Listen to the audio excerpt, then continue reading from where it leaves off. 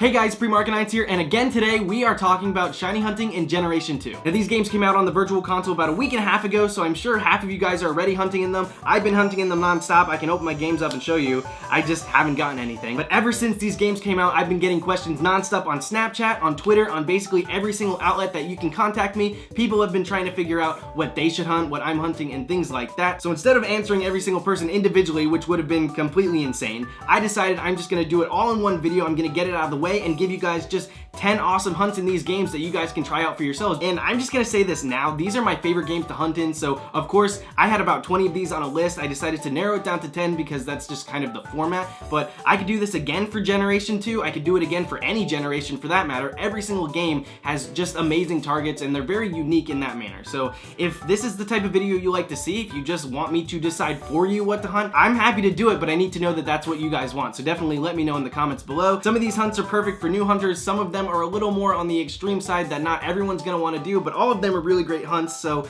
without further ado, let's get into this. Now the first hunt we're gonna talk about is for Electrode, which may seem a little weird because it's a Generation 2 game, but just stay with me. Now if you're new to shiny hunting and you don't really feel like putting in too much time for it, this is probably the hunt for you because it's a very quick hunt and a very simple hunt for that matter. Once you've reached Mahogany Town and kind of completed the whole Lake of Rage scenario, if you go to that souvenir shop, you know, the one that's not actually a souvenir shop, when you come across the overworld sprites of Electrode, yeah, those guys, they're actually one of the fastest shiny hunts in any Pokemon game ever. Now normally when you see an overworld sprite like this, you want to just save in front of it and soft reset, but what's super cool about the Electrode is you can just encounter it, and then if it's not shiny, run away. It's still there because it's powering the whole generator and everything. So you just keep running away and encountering it until it's shiny. So you don't have to turn your game off at all, and you're saving a ton of time with that. It still completely blows my mind how fast these are. And if you want to add a little extra spirit to this, if you want to save and soft reset in front of one of the trap floors, you can guarantee yourself a Coughing or a Voltorb, which is cool. It's full soft resets, and I've never actually seen somebody get a shiny one for it, but if you did, it would be super cool. Not as quick, but another really great hunt. Now the next hunt we're talking about is Tyrogue, and it's really funny because so many people had no idea that you could hunt this Pokemon in this game, but you definitely can. This is one of those hidden Easter eggs in the games that if you don't go to every nook and cranny, you just won't even know it exists. I will say there's a couple of weird steps to it, but as soon as you get through that, it's a normal soft reset hunt. So here's how it works. If you go super deep into Mount Mortar, you'll find the Karate King. He's just self-dubbing himself that. I think his name is Kaya. Something weird. But all you gotta do is defeat him and he will hand over a Tyrogue. Now here's the touchy part. When you do battle him, you wanna make sure you're going in with a full party, an entire team, so that you don't have any room. When you do this and defeat him, he will be like, hey, here, have this Tyrogue. Wait a second, you don't have any room for it. Come back when you do. And this is perfect for soft resetting. Before, if you were to do this hunt, you'd have to encounter him and battle him every single time, and that wastes way too much time. This way, you make the defeat, drop off whatever Pokemon. I know you got an HM slave, just leave that in the PC box, and then come back, and bam, you just pick it up where you left off, and it's completely perfect. And what's really awesome about this hunt is it's just one of those Pokemon that you don't get to hunt via soft reset like ever. The only other time is obviously Heart Gold Soul Silver, so it's super cool. And then him on top is just a really underrated shiny. The two of them are super underrated, and it's their generation. Tyrogue is a really great target for these games, so if you're gonna listen to any of these, do that one. The next shiny hunt on this list is a pretty standard one. It is just soft resetting for the shiny Sudowoodo. Once you beat the Goldenrod gym and pick up the squirt bottle, this is something you're gonna have to do anyway. You need to get him out of the way so you can progress in the game. But I'm just gonna say this now, it's one of those things that just take an extra second, save in front of it, and then just talk to it. It's gonna pour the little squirt bottle on it, he's not gonna like it, then he'll attack you. If it's not shiny, just soft reset. Left, right, A, and B in these games. I know everyone plays Pokemon differently, but every time I play through a game, I wanna make sure that I'm doing little things to make the gameplay that much better, and to make it a little longer too, because these games, you can fly through them as quick as you want, but you don't really have memories that way. If you stop and soft reset for this, if you've never gotten a shiny in your entire life, imagine this. You've never gotten a shiny, you decide I'm just gonna save in front of the Sudowoodo, you do about 200 of them, and you get it? That's completely insane. It's gonna make the rest of the game so much better for you. Aside from the fact that it's pausing the gameplay, it's an easy hunt. It's one of the things that I feel like everybody should do, and if you're ever gonna hunt Sudowoodo, don't get it in a horde in X and Y. Don't do that. Do it this way. This is the way this Pokemon was intended to be hunted, so definitely go for it. It's just one of those that I just feel like it's obligatory. The next hunt, and probably one of my favorites on this list, is Chucky the Shuckle. So for those of you that don't know what this is or have never played the game before, there's a guy in Cianwood City who is getting his Pokemon stolen from him. He just got a Sneasel taken. He's just hanging out in his house. You go up and talk to him and he's like, hey, can you hang on to this Shuckle so that it doesn't happen again?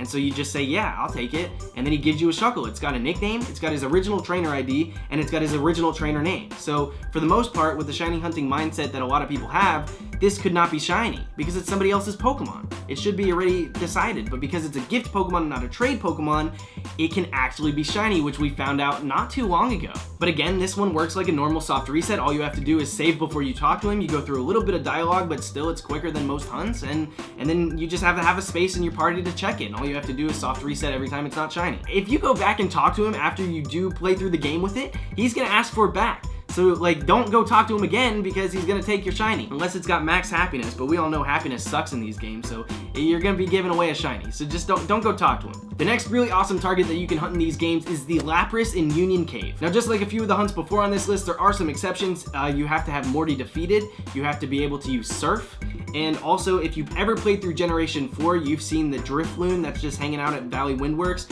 Yeah, it's just like that. It only shows up on Friday, so you gotta make sure that the game is set to a Friday day, so it's a little annoying with that sort of thing, but it's really not a big deal. And then one more annoying thing about it, it's a normal soft reset hunt, but if you take a little while to hit A and actually encounter it, it can swim away because the Lapras is just moving around in the water. So that can be kind of annoying. You might have to chase it a little bit, but it's still a really great hunt and one of the more fun ways to hunt Lapras. Next up is one of the hunts that I was talking about before that's a little bit more of a challenge. It's for more daring hunters, not really for new hunters. I mean, if you're new and you want to try it, feel free to do it, but you're at risk. And the reason is, this is the bug catching contest. So I'll describe this event just a little bit first so you have an idea of what it is. At the Johto's National Park, every Tuesday, Thursday, and Saturday, there's something called the bug catching contest where people compete to find the best bug. I mean, it's literally what it is. You're just trying to find and catch the best bug in the area. So the thing that makes this hunt cool is it is Generation 2 specific, and there are some cool Pokemon that you don't normally find in the national park, but you can only find during this event. So mainly those Pokemon are Pinsir, Scyther, Beedrill, and Butterfree. What makes this event not cool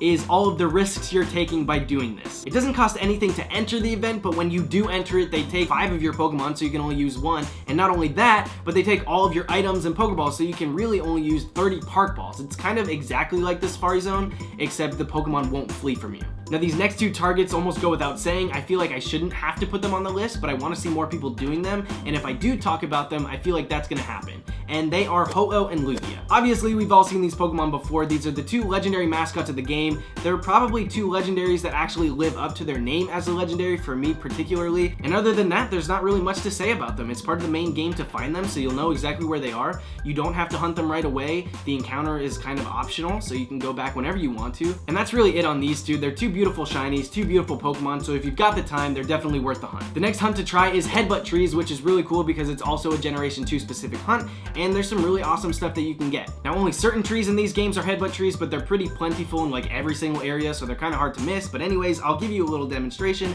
This is exactly what a Headbutt Tree looks like. This is not what a Headbutt Tree looks like. Pretty self-explanatory. But with that being said, there is a little bit of a trick to it because each tree is Pokemon specific, so you've got to find a tree that's going to work for you, and it's RNG based. If you're looking for a specific Pokemon, you got to save in front of it, use Headbutt, and then hope to God that you get the Pokemon you want. If you don't, then you just got to move on to the next one. But always make sure you save in front, because the last thing you want is to find a Heracross and realize, oh well, I didn't save yet, and then run from it and it'd be gone forever. And as far as the Pokemon that you can find, it's a little weird, so I had to pull it up on my phone. There's moderate encounter trees and low encounter trees. So the low encounter trees are the more rare ones. Obviously, the moderate encounter trees are the not so rare. But it also breaks down into the area that you find them. So for me, the 3 really cool ones are Pineco, Apom, and Heracross, and I'm pretty sure they are exclusive to Headbutt Trees, so it's just one of those cool hunts that you're going to want to give a try. The next hunt we're going to talk about is the only random encounter hunt on this list, but there's just so many crazy things you can find here that I just kind of had to put it on here. Already, when you think of these games, Mount Silver is just one of the iconic places that kind of brings nostalgia and all that stuff. Like, it gives you that feeling. It's one of the craziest places, but when you take a second and realize all of the crazy things that you can encounter, and as a shiny hunter, that's one of the most important things in a Pokemon game, this place gets like 3 times as much value as it had before. Now I've got it pulled up again here. This for me is the best place that you can hunt there. And it's got Quagsire, Ursaring in gold, Donphin in silver, Larvitar, and Mischievous. Mischievous only shows up at night, but I mean, just set your clock and you got it. Now for me personally, that is enough for it to be on the list already, but other than that, somewhere in the cave you can also find Sneasel.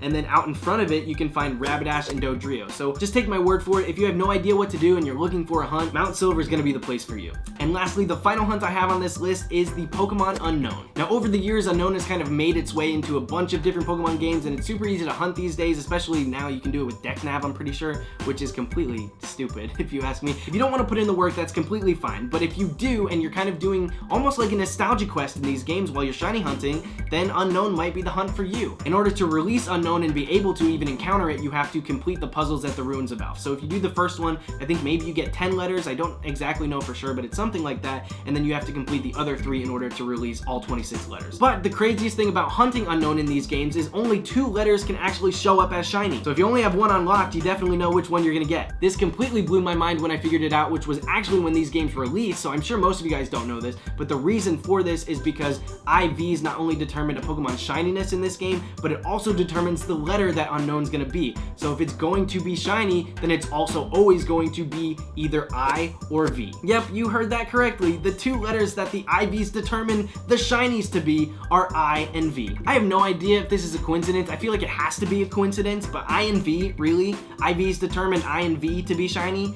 Come on, that on its own deserves to be hunted, but I will say this. I'm pretty sure that for the most part, they are still 8-1 and 9-2. It's just whenever it does determine to be shiny, it's gonna be I or V. All this is really saying is, if it's gonna be shiny, it's also going to be I or V. It's not really interchanging too much. You're still gonna encounter the same way, you're still gonna count the encounters the same way. Nothing really changes other than, like, the excitement you see when an I and V comes across, and then the disappointment you get when they're not blue. Alright guys, that's gonna do it for this edition of my videos. I hope you enjoyed this little hunting outline for Generation 2. If you did and you wanna see another one for either Generation 2 or another generation, please give this video a thumbs up and let me know the generation or games you want to see me talk about in the future. Researching for this video was a ton of fun to make. It gets me excited to hunt more things in these games as soon as I get my current target, which, if you guys didn't watch a previous video where I talked about it, it's Route 43. I'm looking for Girafarig, Noctowl, or either Flaffy or Mary, but I don't really care which ones I show up. I just want something from Generation 2. So if you didn't know what to hunt in these games, hopefully now you do. I hope that this video helped you. If not, maybe this video helped you get through a hunt while you're watching. But once again, thank you guys so much for watching. More videos are coming very soon, but until next time, this is Premark9 signing out. See you guys later.